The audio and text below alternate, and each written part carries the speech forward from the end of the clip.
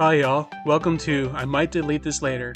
I'm T, and this podcast is really just a space to slow down, to talk, and to listen to people's stories, to the small moments that shape us, and to the ways we see our faith show up in the middle of all of it. Around here, nothing's too polished. We're just noodling through ideas, sharing honest conversations, and see where they take us. Some episodes, it'll just be me. Other times, I'll be joined by friends and guests who've got stories worth leaning in for. So pull up a chair, grab your coffee, and let's see what comes out of today. And who knows, maybe I'll delete this later.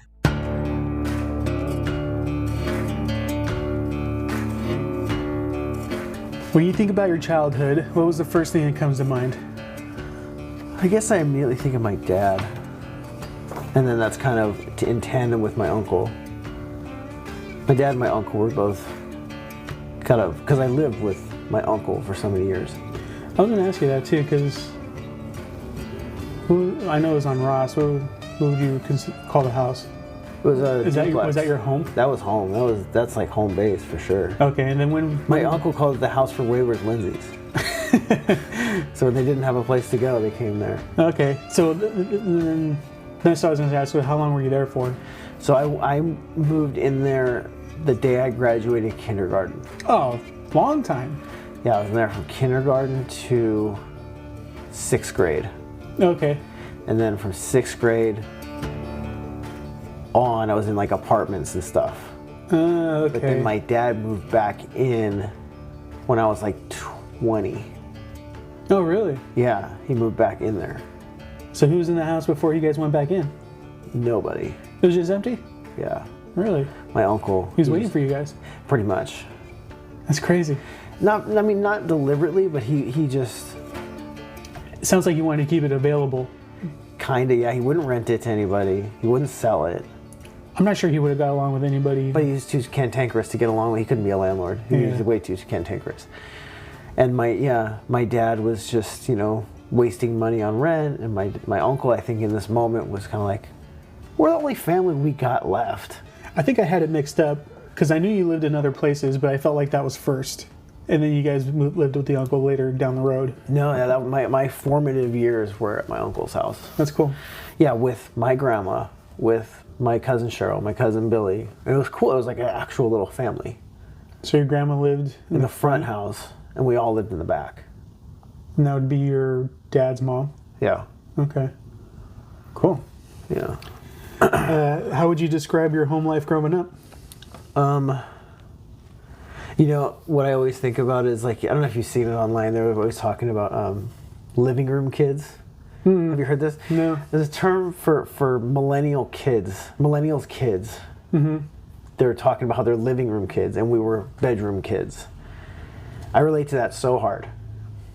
Did you spend your time in your bedroom? Yeah, so now that you're talking about it, I can see exactly what you mean. And isn't it insane that your kids run the living room? It is.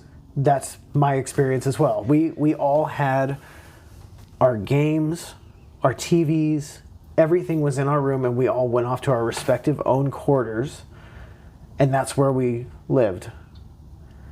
So I remember, and I had my little room, and I had all my little stupid things, and I remember I was really into rearranging my furniture.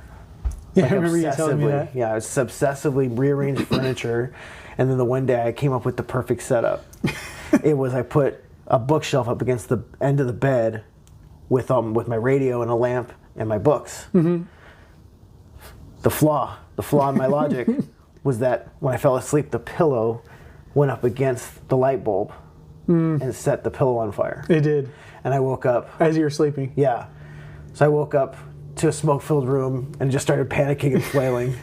And I think my uncle took me out of the house. But I set myself on fire. LED bulbs. I set myself on fire. By sleeping. That's interesting. Yeah, because now I'm thinking about it, like Grace is out here hanging out. Right. Playing Minecraft. My kids are hanging out in the living room. Because I think we just get kicked out. At least I know I did. Like, get out of here. So it's like, go back to my room. Nobody bothered me in my room. 100%. Or go outside. Ours was Uncle Bill. It was his house, technically, right? So, and he was kind of a jerk. So, if you were watching TV, he would just walk in, kick his feet up on the table, grab the remote, and change it. Even in the back house? That was his house. Wow. So, like, my dad's like, all right. So he went and got us all TVs. He got one for me, Cheryl, and him. Really? He got us all TVs, and he's like, now you can let him have the living room.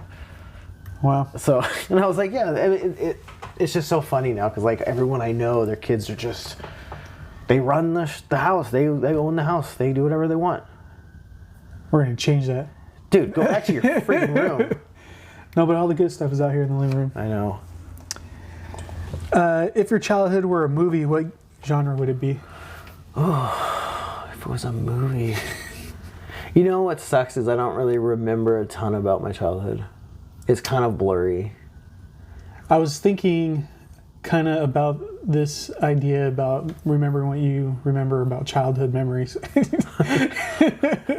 And I feel like, yeah, I know, but I feel like when you think about your past, you're always drawn to like events, right? Yeah, yeah. How often are the events like happy or joyous? And that's why I wanted to bring it up, because that's actually a question for you. Yeah. Or do you remember like, man, that really sucked, or that was like a terrible moment? I remember conflict. Conflict is the thing. If it doesn't really matter who it is. But I remember conflict with friends. I remember conflict with family. I remember conflict with my mom. I remember conflict. And those are quick little memories you can always kind of shoot to. Yeah. And then like, I had good times. Yeah, no. Or like peaceful moments. I'm stuck on calling the police on Christmas Eve. That's what I mean. I was like, that's not fair to anybody. No. And you're like, you can be mad at your parents, like, remember that time? Like, what about the 100 times that we went out to the park? I did a lot of cool shit with you too. I know. No, I have no memory. I do remember my dad teaching me how to ride a bike. Oh, there you go. That's a good one. That was a good one. I remember that too, actually. My dad teaching me how to ride a bike. Yeah, I was there. You were there? I was watching you. Yeah, and I remember like being by a bike rack when my friend and another friend got in a fight.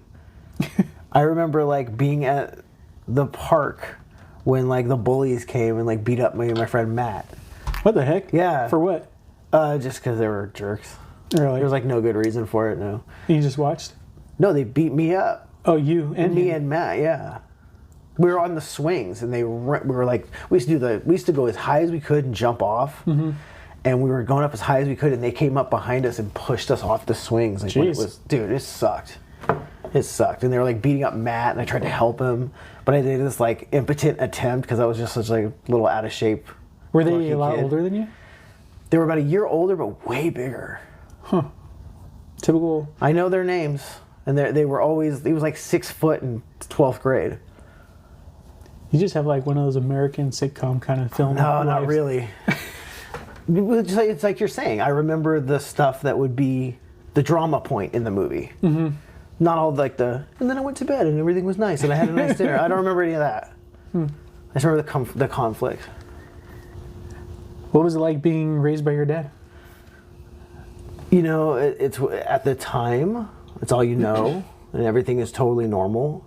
As I get older and become introspective, I realize there was a lot of strange things about my dad that I wish he was different. Like he was very set in his ways, and like it's kind of like Larry David. Like you can't bully Larry David, like with your social things. My dad would reject that. He'd be like, you said I don't have to bring a gift. I didn't bring a gift. And everybody's like, yeah, we say that, but we don't mean it. And he's like, what'd you say it for then? Yeah. Like, he's that guy. So, like, I remember, like, he argued with people a lot. And, like, it was fun, though. It was always funny. He was cool. He basically raised me to... What I respect and don't love at the same time is that he was not going to be bullied by society and be like, take your kid to the park, take your kid to music classes, all the things that we try to tell parents to do for their kids. He's like, no, he's going to go with me to visit my friends. He's going to go to the fish tank store because I want to get into fish. Like he's with me. So I was going to ask you, saying he's set in his ways, those were his ways? His ways was just like my daily life? Right, it's my daily life and you're with me. Mm-hmm. And you come with me, and I would go with him to his friends, and then, like, we'd go watch the Tyson fight. And I remember, like, his friends are all drinking and having a good time, and I'm just like, I'm gonna hang out and try to be one of them. Mm-hmm. So I had to, like, I think I grew up trying to appease adults. Mm. And I can see a lot of that in Grace. Mm-hmm. Grace does that too. She wants adults to like her. She doesn't give a damn if the kids like her. She wants the adults in the room to like her. And I think I was like that too. Yeah, makes sense. But I don't know why she's doing it, because I do everything for her. Right. I'm like, let's go to Taekwondo, let's go to the park, let's go do this. Like, I want to, like, put her in stuff with kids. So you're opposite now? Yeah. Yeah, I mean, trust me, like, if I wanted to just, like, rest on my laurels and do what's comfortable, I wouldn't do any of that stuff. Right. But I know that you're supposed to. So I'm I like, wonder if she'll, because now she's in, like, a group activity, but do they interact much, the kids at the Taekwondo? No, there's not much talking. And in fact, like, it's funny, she like talks too much. Because she's, like, getting comfortable. Uh-huh. So she'll be doing something, and she'll be like, that wasn't that hard at all. And everyone's like, shh, be quiet. Like, they want you to be, like, militant. Like, quiet, stand straight. And she's like, oh, that was hard. Like, I don't know. Next. They're like, Chris, you have to be quiet. Like, it bugs them. What's something he did really well as a parent, your dad? What did he do really well? I never felt unsafe. Mm-hmm. And I never worried about, like, because, like, now I know, like, he didn't have a ton of money. Mm-hmm. He wasn't broke by any means, but he didn't have a ton of money. He just lived very frugally. To where, like, if that was me in the same position, I'd be like, oh, one bad month and we're in trouble. You know what I mean? And I never even thought about that with him. He was always just like, I think he did that whole, like, this is adult stuff. Like, we don't even worry about it. I never felt like we're gonna be homeless. Right. We're about to lose our house. It was always like, no, we're fine. Took care of it. Yeah, we're fine. Now, he didn't buy me, like, cool stuff. Right. But I never worried about having a roof over my head. Did you care about not getting the cool stuff? The time I did, but now, looking back, like, I started realizing there is a direct corollary to when I remember getting cool stuff up until about 8th grade. And at 8th grade, it diverged. And I'm like, that's when he got me one sock for Christmas. For Christmas, one sock? Got me one sock. Not one pair? And I thought he was such a monster. And I had this whole, like, list. I wrote him out a list of shit I wanted. A whole list. And I was getting straight Fs. Just down the line. And my dad, I remember the day I handed him the list, and he's like, what is this? And he laughed so hard. I was shocked. I was like, what is so funny? I need this stuff. He's dramatic. So he also got on the floor on his back, and he's kicking his legs, just screaming and laughing. He's like, you have the nerve to give me a Christmas list when you're pulling straight Fs? He's like, you have an F in PE. I didn't know that was possible. And then he got me one sock for Christmas. Not one pair? No, it was one sock. He said, you get the other sock if you get a D. Oh my gosh. I thought that was... So Did you? No, I fixed his wagon. I just stopped going to school altogether. Oh my gosh. At 8th grade? No, in 9th grade. 9th grade. That's why I had straight. I had no attendance. I wasn't there. That's crazy. I know. No truancy. I didn't care. That's when I started getting weird. But they didn't do anything either, right? Because I kind of feel like, hey, they would call and they told him, but I mean that was really it. It's interesting because I know somebody else too, and the kids along the same lines. They're like, he's not coming to school. He's like, what do you want me to do? Drag him over there? He's like, I'm a single dad. I go to work. Same situation. But he's like, what do you want me to do? Drag him over there? He's like, if I tell him to go, I'm like, telling him. I'm screaming at him. He doesn't go, and he won't go. Yeah, then I can't do anything. At a point, it's out of your hands. And I was like, that's crazy. I know, and that's And that's what I did. And so for the first 2 years of high school, I didn't go. Wow. And you still graduated. Well, technically, I mean, I decided junior year to turn this thing around. And so I started paying attention and writing the essays and doing all this, and I got really good grades. And then my counselor was like, what is this? Really? Miss Flowers. I remember she was like, "What is this? What are you doing?" I was like, "What do you mean?" She's like, "What's the point?" She's like, "You're 2 years behind, and now you're like pulling good grades. Like, why? Where was this 2 years ago?" I was like, "I don't know, but I know now that I was just incredibly influenced by other people. I would now, no way am I blaming other people. Right. I wanted to be accepted more than I wanted good grades. Right. So I was like, if I gotta hang out with these knuckleheads and do what they do, that's way more important. And those knuckleheads were not going to school, but still getting A's on all their tests. Really? Yeah. One of my friend Daniel, like they're all really smart, but they just like would skip out, but still do the homework. Okay. And then good grades. You forgot that part. I forgot that part. I missed that part. But yeah, so I turned around and I got good grades and I did really good all the year. And then that she came to me and she's like, "Well, at this rate, you're going to be like 22 years old when you graduate high school." And I was like, "Yeah, that sounds sick." To be honest, that sounds dope. High school for life. I know. You're the oldest kid in high school. And she's like, "We can't have it. It's too weird." And I was like, "All right, what do you want me to do?" She's like, "You take the GED, you take the proficiency." And I was like, "What's the difference?" And she's like, "GED's not as good. It's a GED, right? But it's good nationwide. Proficiency is a high school diploma, but it's only good in California." Really? And I was like, "Well, I'm not leaving California, so I don't give a turkey." And so I went and got my dad involved, and he took me to the high school up here on Blossom Hill. And I went on like a Saturday morning, and I sat down in the library, and I opened this test, and like I'm doing all the English history and reading stuff, and I'm like killing that because that's like my strong suit. Right. And I get to math, and I'm like, "Oh my God, I don't know any of this." And I just started guessing. Really? It was a multiple choice? Yeah, that was multiple choice. There was some you had to show your work, but I like must have known what I was doing a little bit. Yeah. Because I got like passing on that and really good on the others. But I remember when my dad picked me up, he's like, "How did you do?" I was like, "I think I failed." He's like, "God, he started screaming." He was really mad. He punched me in the leg. He was really mad. I was like, "I'm sorry, I'm dumb. Like, what do you want from me? I didn't go to school for 2 years." Yeah, what is he mad about? Everyone says that. Did you think I was smart? If I was smart, I wouldn't have done this. That's the answer for everyone. How'd you do? I don't think I did good. Yeah. I didn't. He like took it as gold. Yeah. And then he got it, and he got it in the mail. He's like, and he walked up and he hit me in the head with it. And he's like, "You did it.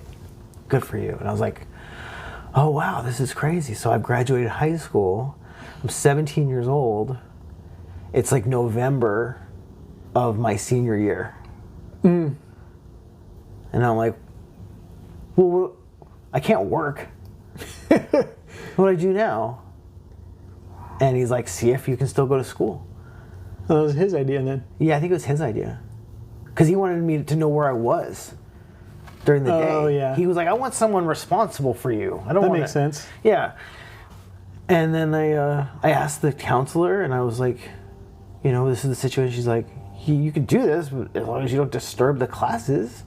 She's like, "Because you're done. You don't have to be here. And when you don't have to be here, you're going to treat it differently." I was like, "No, I want to learn." What school is this? This is Branham. Okay. And I really meant it. I 100% was like, "No, I want to go. I'm going to take the test. I'm going to do everything." It was like a day and a half in. I was just like throwing darts at I was throwing muffin dough at the clock, trying to cover the clock in muffin dough. And just causing a ruckus, dude. What are they going to do? That's exactly it. It's every schoolboy's dream. Is I'm allowed to, I'm here and I don't have to do anything. You literally don't. What are you going to do? Sit in class for however long the sessions are and just sit there and... I really thought I was going to. Not take notes, not do anything. And one by one, all the teachers just started telling Miss Flowers, like, "He's not doing any of the work. What are you doing?" And then they eventually were like, "I don't think it's a good idea anymore."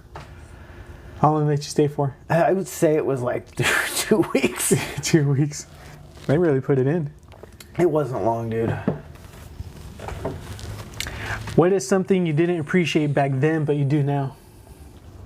When I was in high school? Or like as a kid? In general, I suppose. I'd say my dad and like all my family.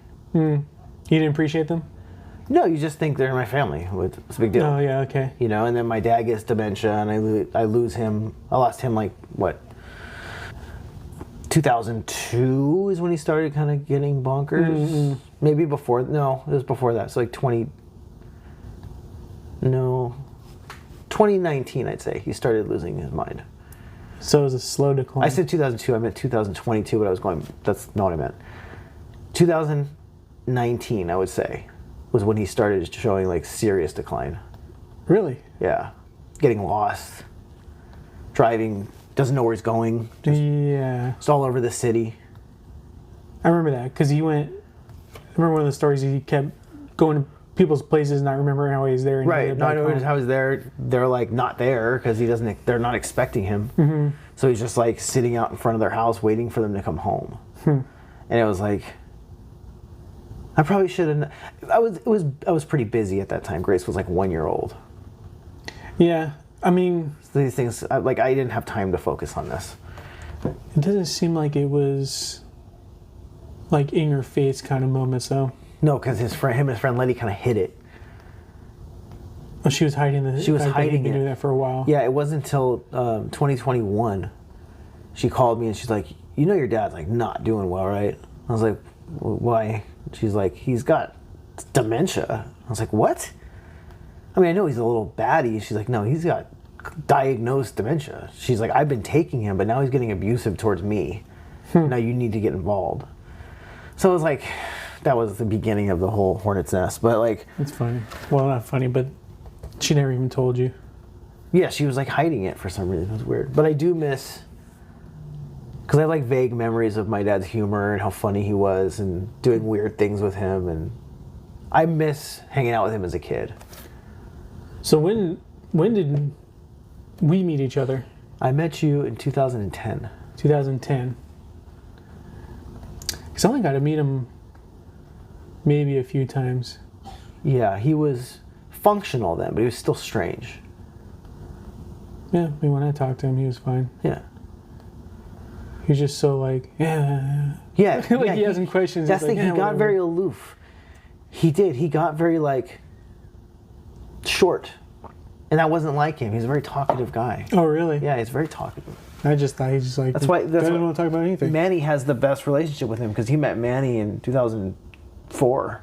And when he met him, my dad used to bust his chops and laugh with him and play pranks on him. Like he got to get my dad like at his prime. Oh, that's cool. Yeah. What was the most dad move you ever pulled? My dad? Yeah. I mean, the first thing that, if we're going with just the first thing that popped into my head, was the first and only time he ever hit me. Was that when he hit you in the leg? No. Because I don't even count that. Because getting a hit in the leg is like, He's just frustrated. hit Yeah. in the leg.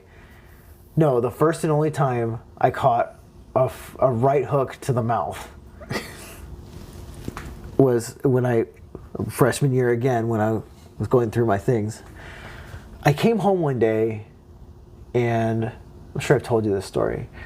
I came home one day and my entire room had been destroyed. By him? Well, I didn't know. Okay. So I came and my TV's on the ground. My guitars are thrown on the ground. It's so hard that they went into the drywall. Really? My CDs are thrown. I mean, everything. My whole room is like destroyed. And I was like kind of sitting there looking around trying to compute, like, was this a robbery? Was this a hurricane? Was the Tasmanian devil in my room? What is this?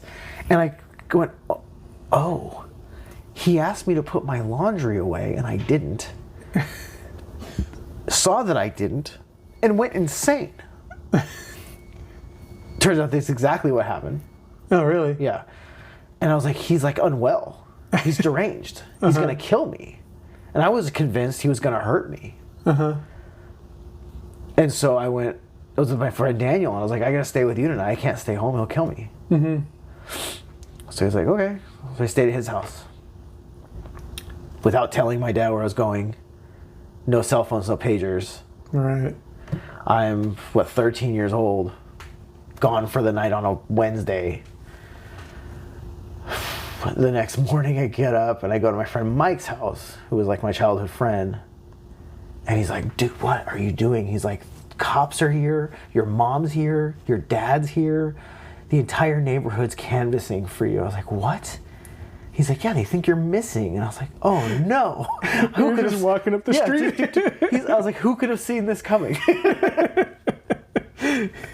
And yeah, so he's like, here's your dad, go hide.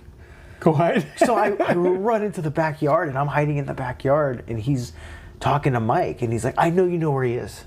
I know you know where he is. Tell me where he is. He's like, I don't know where he is. I don't know. It's a horrible liar.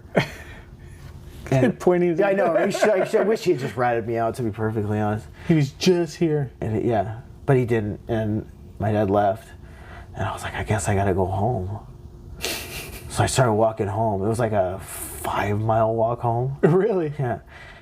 And I'm like a block away from my house, and I hear, Argh! It's my dad's truck pulling up next to me. He's like, you get in this effing car right now. So I get in the car, and I just like buckle in. The second my seatbelt buckles, crack. And I was like, and he just started unloading on me, and then threw me in my room. And then like yelled for a bit, and then he left. That was it, huh? I don't remember how it like what happened from there, but I know that was like the beginning of my dad's. My dad had 2 arcs, so he had his dementia, but he also had like a very serious bout with depression, and that was spurred on by me. You think so? No, it definitely was. I found his paperwork. I found his like medical paperwork. He was like suicidal and all this shit, and it was like started when I was in high school, because he's like, this kid's gonna turn out just like me. He's replicating me. He's like, I want so much better for him, and he's just going down the wrong road and all this stuff. I didn't find it for years, but I found it. I was like, oh, sorry, Pop. I mean, I wouldn't say that'd be your fault. It was directed at me. Like all his reasons that he cited were like, right, my son. But don't you think someone can go through depression and then they need an outlet or an answer for it? For sure, but I mean, everything was cited as because of me. You know, I mean, maybe he was just depressed and like using me as a scapegoat, I guess. Not a scapegoat. I mean, you can be depressed, and then you have stressful situations adding on to the depression. Well, yeah, but you got to remember he also had dementia, so like he doesn't know how to process things normally. Yeah, how long do you have dementia for? It's a slow burn. He had it for like burning slowly, probably 20 years. And all these little things I thought were funny about him were really just like his sickness, like how we used to catch squirrels and release them in the park. That was one of the funniest things ever. Catch them where? At your house? Yeah, at the house. He'd catch squirrels, and I'd come home and be like, got one! And he's like holding the thing, and the squirrel's like terrified. And he's like, come on, and we'll get in the car, and he'll like go to the park, and then like bring it out to the playground, and like open it, and all the moms, like everybody gets all scared. Really? Yeah, they don't know what he's releasing. It's rabid. They're like, what is he releasing this thing for? And he thought it was so funny. I don't know if that's a dimension thing. Well, that's the thing, I attribute all of his quirks to his brain not being well. He's a weird guy. Interesting. I mean, I could be wrong. Just this is my opinion on it, that's all. Yeah. It's like, where does the... Yeah, I know. Where does it end and become just who you are? You're personality. Right. That's true, because according to my uncle, my dad's always been this way. From that's like a young age. And then so I was like, when does even dementia start? I mean, who the heck? I don't know. I don't know anything about it.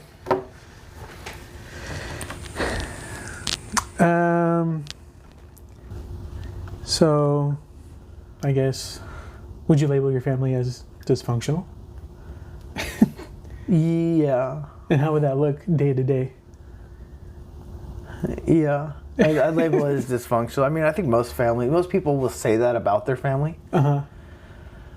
But half of mine like wasn't really around. No, it was like I didn't realize you had so many family members living up in the front house. Yeah. And again, that's what I'm saying. I took that for granted. It was really cool. You had like a whole little family unit. We had Thanksgivings. Yeah, your cousin, your grandma. Yeah. 2 cousins, grandma, uncle, and dad. That's pretty cool. Yeah, it's a big family. But then the cousins started moving out because they couldn't handle Uncle Bill. How much older were they than you? So I'm 42. I think Cheryl just turned 50. Oh, okay. And Billy's probably 52, 53. Okay. So a fair clip older. Did you hang out with them? I hung out with Cheryl a lot. Yeah, I hung out with her a lot. Billy, no, he went off to the Navy when I was pretty young. But he got me he was real into football. Okay. So he taught me football. He played football with me. He got me Tecmo Bowl. Oh yeah. Do you remember this? Yeah. Yeah, he got me into that. Football video games. He did all that. But yeah, most of it was with Cheryl. Cheryl taught me how to ride the bus. The public bus? Yeah, she would be like, "We're gonna go to a movie," and she would just take me to a movie. It was the first time I got to go across town That's cool. with somebody that wasn't my dad. It was cool. She hang out with them mostly? Yeah, I hung out with my cousin mostly, but she was too cool for the room. She was getting in all kinds of shenanigans on her own. So then when you hang out with your friends after? Then I hang out with my friends. Yeah, my friend Mike, who he was 2 doors down. He was my childhood friend. We hung out a lot. What'd you guys do? We had arcs. We had rollerblading, roller hockey, WWF. Then we had our No Limit era. No Limit? The hip hop, the rap, No, I don't know. like Master P and Lil Wayne. Okay, we had that. We had our Tupac era. two little wiggers. They could wear hard in the white neighborhood. And then we did video games. The whole nine. We did all that stuff. Sounds pretty good. Yeah, it's just I don't have specific memory. It's all very vague. Yeah. You know. Especially when it's you do it all the time. It's whatever. Yeah, I'm going to Michael's house. We're gonna play video games. We're playing video games. The only thing that stands out again, it's conflict. I remember distinctly the day that he used to mess with me. He was a little bit bigger than me, and I finally had enough. And I started wrestling with him, and I stumbled onto a move that I just found. Where I got behind him and I twisted his head to the side and I started wrenching on his jaw. Pulling his jaw away from his head as hard as I could, and it made him start crying. And his mom told me I wasn't allowed to come over anymore. What? Yeah. Did you stick by that? No, that only lasted a day. Jeez. That we were notorious. Mike would come over and my grandma would throw him out. And then I'd get him back in. And then my cousin would throw him out. And then I'd get him back in. And then my dad would throw him out. And I'd get him back in. He went through every single person in my house. He was just such a pain in the ass. Oh, okay. He was such a rambunctious, little jerk. That they couldn't stand it. Everybody tossed him out of the house. That's funny. It was.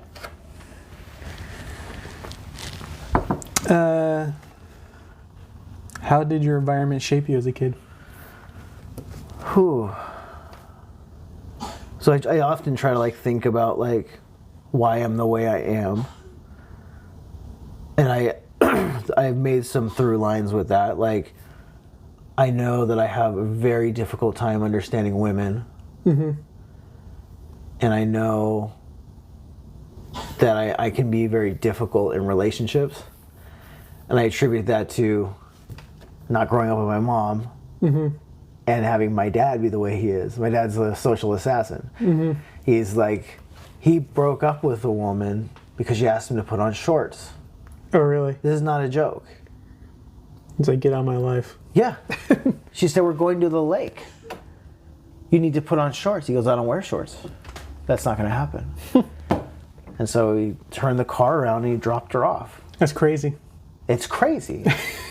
It's crazy, but he wore this as a badge of pride. He thought this was very funny. And I was like, not really to her. Now I think it's that's mean. Yeah. At the time I was like, yeah, you stuck it to her, Pop. Yeah. But now it's no, you're crazy. So you're yeah, that's what I'm going to do. No, I don't. That's what I'm saying. I have those tendencies and I have to work on them and be aware that I'm digging in for digging in's sake. Nobody tells me what to do. I'm Mike Lindsay. You're like Sheldon. Sure. Yeah. About the Asperger's. Let's see. Was there something you had to grow up fast about? Ooh. Grow up fast about. I don't know. Maybe conflict? Yeah. There was a story I remember you telling me where I think you were at your mom's. It was Christmas, right? Yeah. I don't remember all of it, but you had the police I had to call the police on Christmas Eve. Yeah. Yeah. I mean, that, to me, Right. it started with conflict, though, right? I don't remember the whole story. That's conflict. Yeah. So who was fighting what? My mom was fighting her boyfriend. Okay. She was fighting her boyfriend. They were drunk on Christmas Eve, and I went to bed, and then I heard them fighting, and I heard everyone thuds and banging and stuff. And I got scared, and I knew my dad was at Letty's house, his friend. Mm-hmm. So I called him, and I was like, I don't know what to do. And he's like, you gotta call the police. He's like, I can't help you. I'm too far away. Mm-hmm. So I called the police, and then I remember being on the phone. They're like, where are you? I was like, I don't know. Mm. This is one of my mom's 50 houses. I don't know where I'm at. And they somehow found it. And then they both answered the door with like purple noses, like, oh, everything's fine. It's just a miscommunication. Oh, and then, wow. And then they went home. Really? Yeah, it's good old days. Interesting. Yeah, I mean. And you had to stay. Your dad? Yeah, I stayed. Oh, your dad didn't come for you? No, he was furious. About what? That my mom, Let it get that far? yeah. Oh, okay. Because my whole childhood, he dealt with my mom's accusation that my mom always claimed, and still kind of claims, that like my dad poisoned me on her. Mm. And that's why I would go a decade without seeing her. Mm-hmm. And my dad always went, I don't have to poison you, do it yourself. Mm-hmm.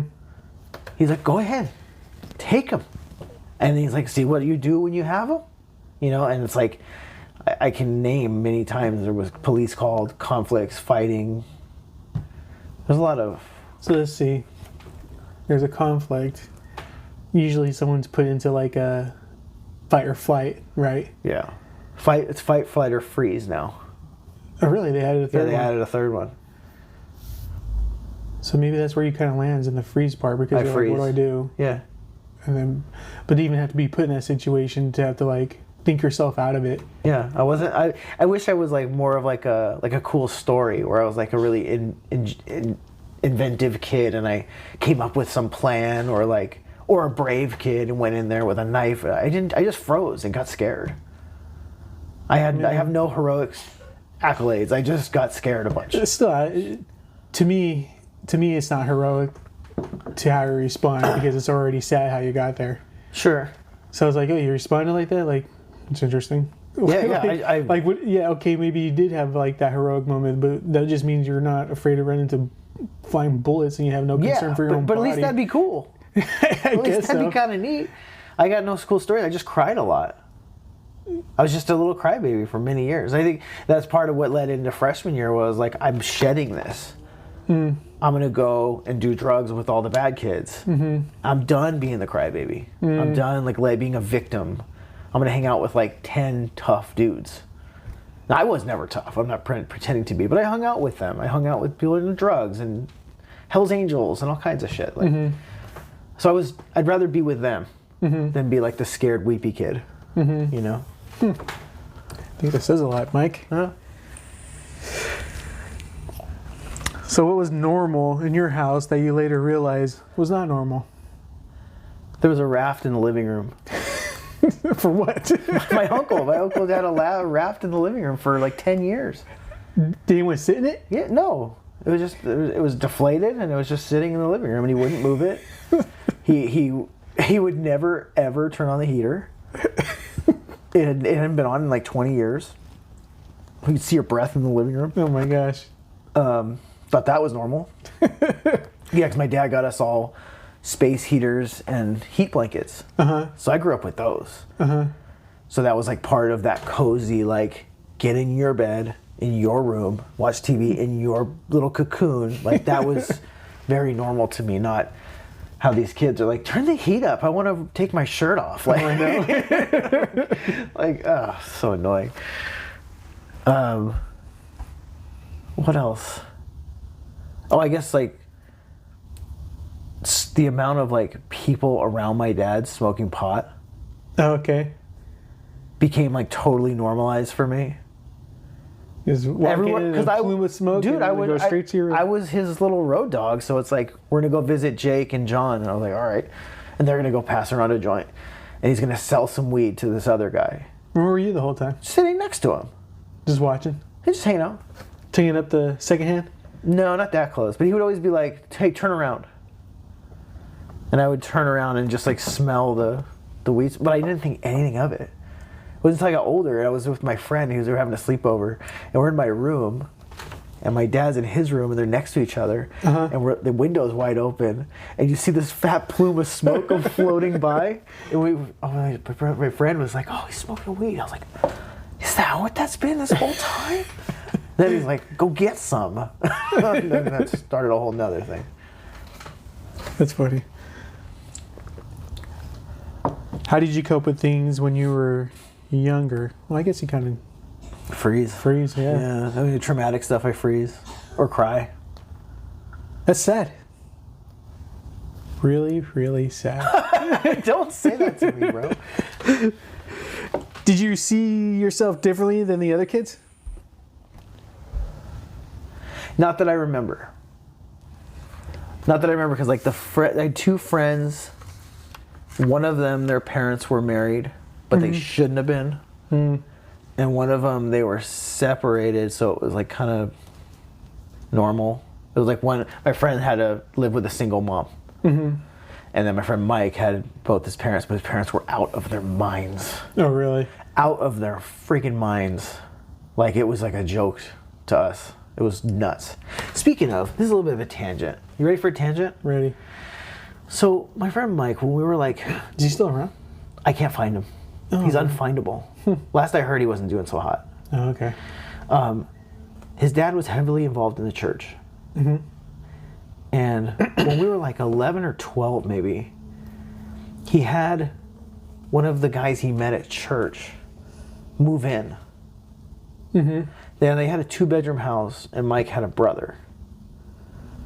So the little brother, started sleeping in the room with the parents. And they gave this guy another room or a bed in Mike's room. His name was Mark. And he was like probably late 20s, early 30s. Really? You see, I didn't tell a look on your face. Yeah, he's an adult. It's already weird, right? Yeah. One day he says, do you guys want to go to the city? He's like, I know some cool spots there. Okay. And we're like, okay. He was asking you, too? Yeah. Oh, okay.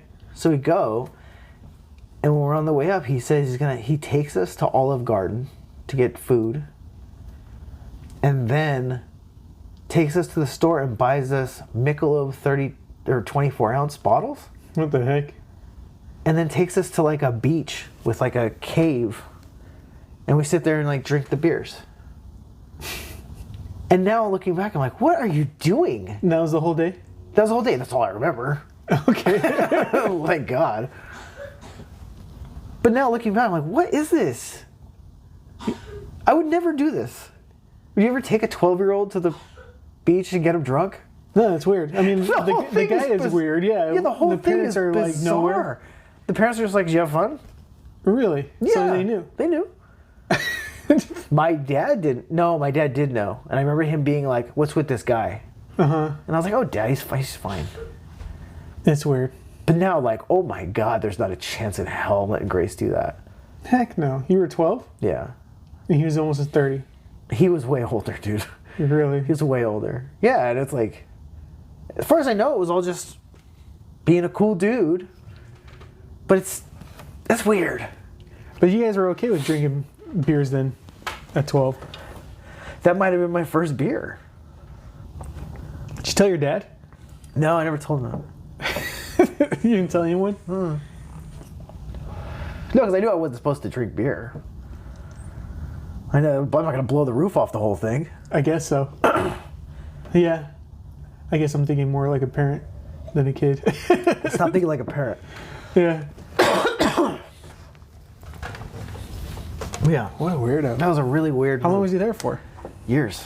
Really? Yeah. And he did it again? He ended up taking us to, he had a friend, an older man, a single older man. And the older man was obsessed with laser discs. Mm-hmm. So he took us to his apartment when the old man wasn't there so we could watch laser discs. And now I'm like looking back, like, this is a grooming situation. This is a gay man who's grooming, no? Yeah. And the older man was like a boyfriend or something. You know what I mean? Something's up. Yeah. This thing's really up. Like if you have this friend, Yeah, if you're going to put purpose to the absurdity, it'd probably be grooming for sure. yeah.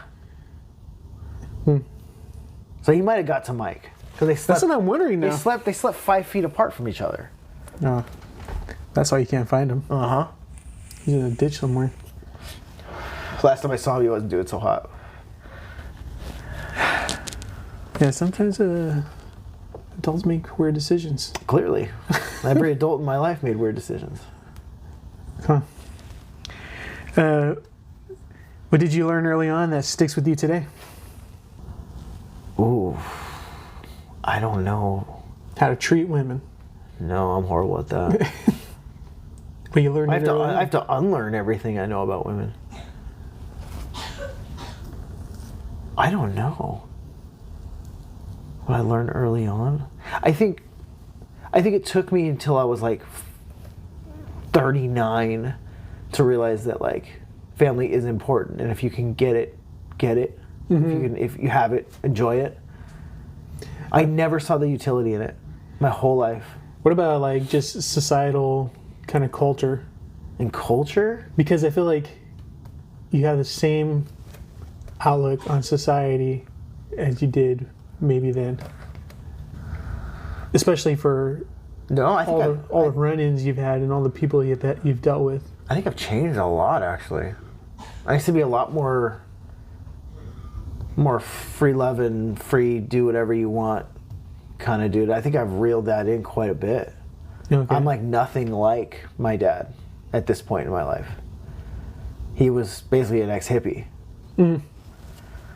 And I'm like, no, you should have went to church.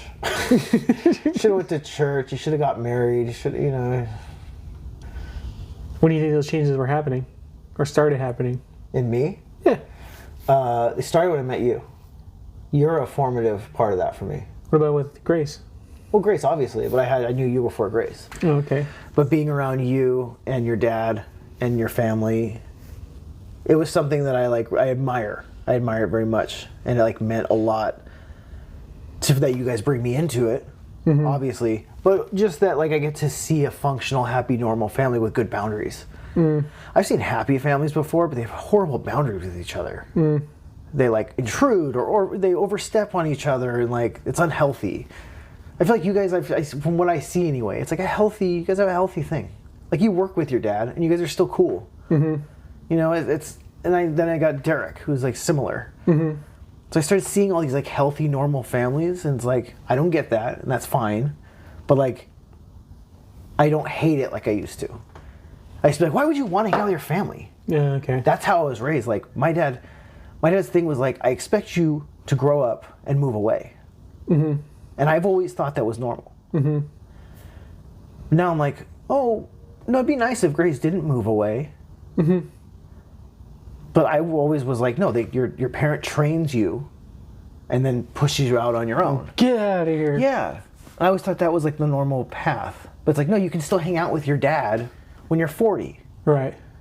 You can still be cool. Like, I'm from a different world. Like, it's all very different to me. Right. It's like, we've raised you, we've done our job, go be free. Right. And you guys are still like, no, we're having a barbecue. We're going to be together on Sunday. I was like, why?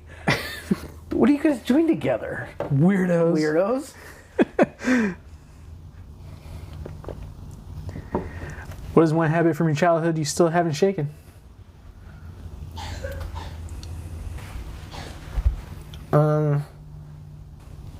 Fearfulness. I still have I don't know. fear. I don't know if that's something you can't get rid of. It's not. No, I mean, it's Nothing you can do about instilled. You might be able to cultivate tools to deal with it. Right. And I'm like, think about, it's confrontation and fear still like makes me like, ugh. Not I mean like with you or like if we got in an argument or Justine or whatever, not like that. But like when a crazy person runs up on you on the street, I'm like, oh. Right. Whereas like I see calm, collected men go ball their fists and just kind of stand there and look at them. Like, get out of here. Yeah. I have to actively make myself do that, which is one of the greatest things about these kids.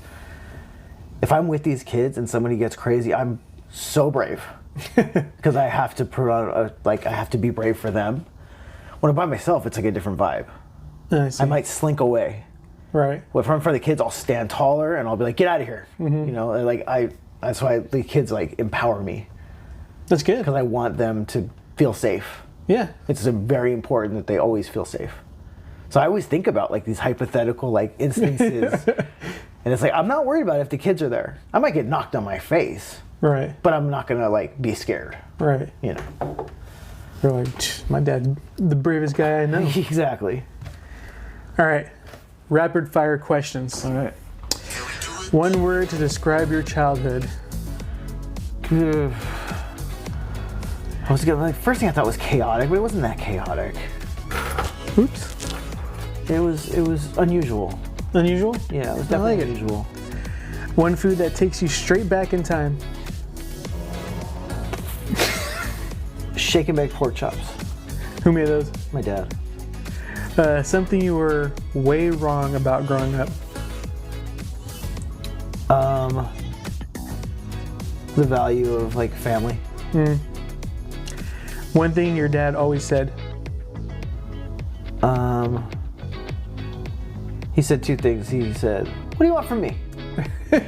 And he always called me Casabuch. What does that mean? Not sure. It's like an Italian thing, or he might have made it up. It was something he got from New Jersey. He would call anybody that small, he'd call them Casabuch. You ever try looking it up? No. I just kind of went with it. Okay.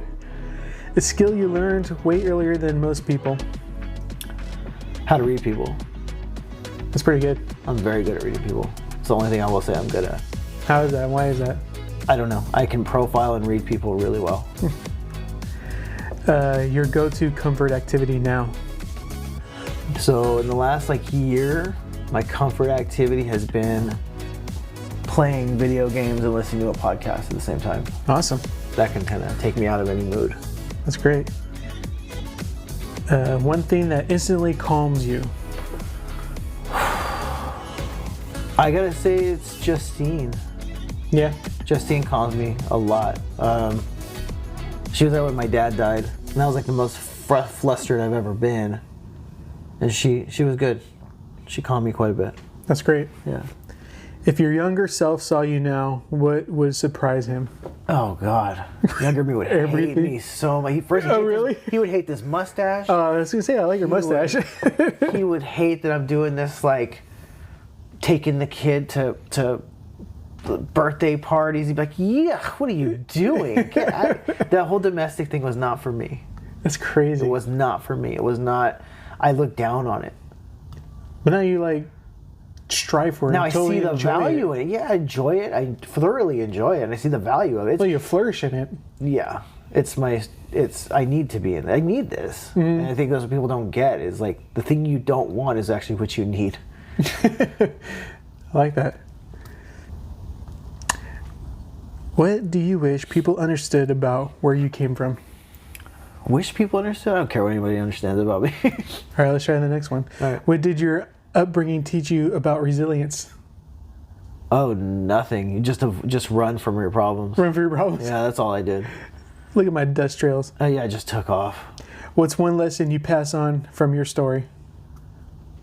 That's the one. That's the one. What lesson when I pass on from my story? Yeah, it's kind of like you've at this point you've lived your life to what you've done so far, and what would you tell Grace if she was older and or would she say she's 20? I would say the most important thing you can do is like when you have a kid, like act as if, even if you're having a hard day, act like you're not. If you're upset, act like you're not, because all that stuff bleeds into your kid. They're sponges. I was a sponge, and I've learned how to read everybody's crazy moods and everybody's volatility. I watched it and I absorbed it. So when I'm with Grace and I'm furious, I'm smiling, going, "Oh, that's cool. Show me that on Minecraft." Mm-hmm. I don't. Those are adult problems that she doesn't need to see. Don't put any adult stuff on kids. Okay. It didn't work well on me. I saw. What if it's just normal emotion? I think that's still hard for kids. She sees me as like a beacon of like security. Mm-hmm. If she sees me huddled in a ball crying, she's like, "What the hell's going on?" But I mean, like, not necessarily something that dramatic, but what if you were like distant, or like, "Oh my gosh," like... Oh, I do that. I was playing Crash Bandicoot. I was screaming at the TV. Yeah. She put on earmuffs. She's like, "You're screaming so loud." Yeah, no, that's different. I mean, like, real visceral anger, hatred, sadness. Like, those things, kind of hide those. Yeah. Hide those. Like, you can, and if you have to say, "I'm really upset," that's fine. But be in control all the time. Do you think it's a good notion to have in general, or you think you should be able to... Of course, that's a good notion to have in general. But if I do that to you, you can be like, "Mike's being a jerk." Mm-hmm. You can come back in a couple weeks and have dinner, and we'll be past it. So... But it didn't put a dent in your brain like it would for her. You know, I yelled at her seriously one time. Like, seriously yelled at her. One time, when she was 2.5, she was being a little jerk, and I made her a smoothie. Mm-hmm. And she got mad about, I wanted her to put on a hat. And she said, "No!" And she picked up the smoothie and chucked it across the room, and it exploded. Dang. And I went insane. You took her body and cleaned up the wall with it? I have it on film because that camera's been there the whole time. I had the clip, and I just stood there, and I was kind of in shock, and I just started screaming, and I put her in her room. To this day, if you ask her, like, when was Dad the most mad, she's like, "When I threw the milkshake." Really? Yeah. And she was like 2.5. I don't think she was even speaking at the time. I think Isabella has that moment too, because I'm saying something, I'm mad, I'm like, "You need to," and I'm hitting the wall. My hand went through. You went through the wall? Yeah, I'm like, shit. They're great. Now Dad punches walls. Yeah, she's like, "Dad, I didn't know you're so strong." I was all impressed. Yeah, I was like, it's nothing. And then she's like, "I told all my friends, my dad can hit walls." He can punch you through a wall. But for a long time, I'm like, no, you don't need to tell anyone. Like, no, let's keep that. Yeah. I didn't tell her it was an accident. I wasn't trying to. It's just, sometimes you have a thin spot in the wall or whatever. Tell me about it. I know, so I made of rice paper. If anything, I was like, "No, I gotta fix this." But she just like, it took me like a week before I fixed this, so she's staring at a hole right in her wall the whole time. To remember the lesson. Well, thanks for talking, Mike. Yeah, no problem. That's where we'll wrap this one up. I really appreciate Mike taking the time to sit down and share his story and a bit of how he sees himself and the world around him. Conversations like this remind me how much depth there is in a person we think we already know. Before I go, I want to dedicate this episode in memory of Mike's father, Eugene Lindsay. Thanks for pulling up a chair and listening in. Until next time. And who knows, I might delete this later.